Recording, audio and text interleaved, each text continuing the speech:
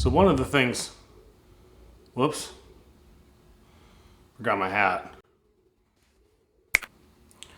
Whoops, that's the wrong hat. And the glasses. There we go, now I'm ready. One of the things about these cars, being that they're so low, is people have a hard time seeing you when you stop. So the third brake light here, it's LED, it's really not that effective. And we'll demonstrate that. So I think what we're gonna do is we're gonna put some kind of a flasher in here so we can get a little bit more visibility. Something I don't have with these glasses. So here we have a strobe controller for LED light. I've used one of these before. They work really well. They won't handle a whole lot of current, but for like a high mount stoplight or a third brake light or whatever you want to call it, they're pretty effective and can handle the current. So that's what it does when you put on the brake light, and that is very effective at having people being able to see you. So here we are in the back of the car, and popped the trunk, and what I've done is I've taken these screws out here all along there, along the back, to see if I could pry this up a little bit to get in behind the high mount stop lamp. And this really just doesn't seem to want to go at all. So can't really get through it through there either. I'm gonna have to go in through the bumper. This is not an easy thing to do. It takes a little small hands and a little finesse, something I have just one of. So first thing to do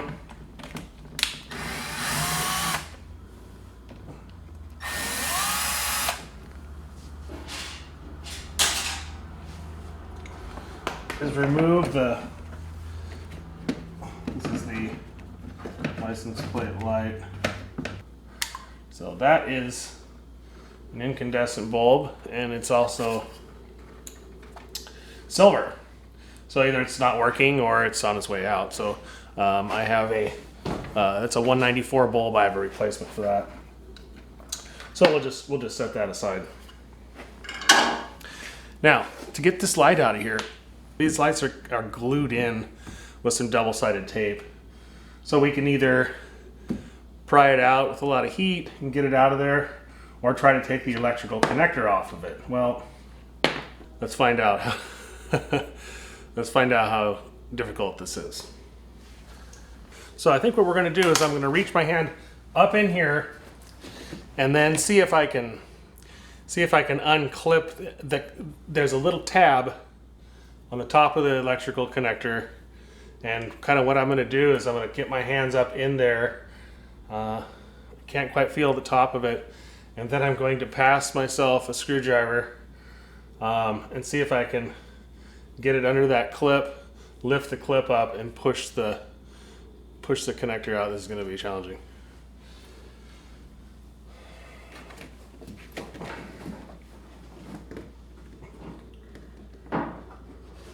Oh yeah.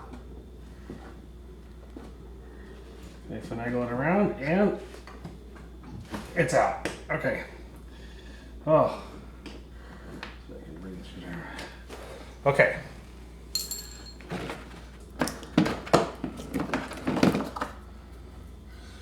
Ooh, man, there we go. See, that took me probably an hour and taking off all kinds of other things to try to figure out that the only way to get this is through the license plate, and it's going to do wonders on your hands. See if you can get somebody with some small hands and some manual dexterity. Those are two things that are hard to get together. And so what we're going to do is we're going to simply just splice in this module. I think what I'm going to do is I'm just going to keep it along the wire loom. Maybe I'll put some convoluted tubing over the whole thing, and then wrap it with some tape. Just make it part of the wiring. I think that's the best thing to do, rather than to mount this box anywhere where this is a wet area back in here. So You know, all kinds of water can get in that area, and you really don't want to see any moisture in this box. So I think what we'll do is we'll kind of just protect it that way.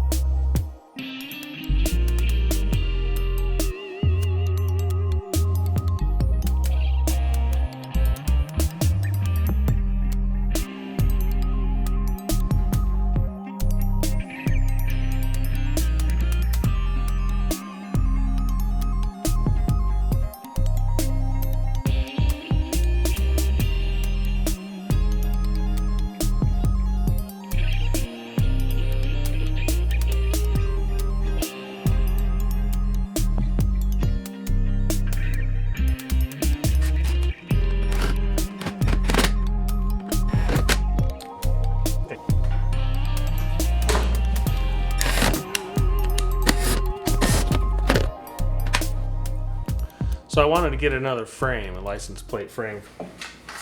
I think what we're going to do is we're going to put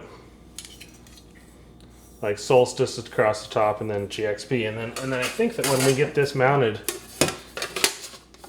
up in there, see, those are going to be fine, and I don't think you're going to have any trouble